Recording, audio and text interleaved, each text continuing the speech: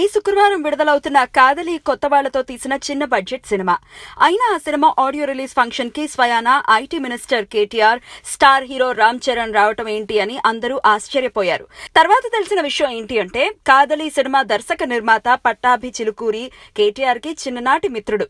తన మిత్రుడు cinema promotions కోసం ఇండస్ట్రీలో తనకి మిత్రుడైన రామ్ చరణ్ ని ఆడియో లాంచ్ వేడుకకి రావాల్సిందిగా అడగడం జరిగింది. ఇద్దరు ఆ ఫంక్షన్ కి రావడంతో సినిమాపై బజ్ పెరిగింది. అయితే పట్టాభి ఇండస్ట్రీ పెద్దలకి మరియు తనకి అత్యంత ఆప్త మిత్రులకి కాదలి స్పెషల్ షో వేశాడట. సినిమా మధ్యలో ఉండగా కేటీఆర్ సడన్ గా ఫోన్ పట్టుకుని అలాగే బయటకు వెళ్లిపోయాడట.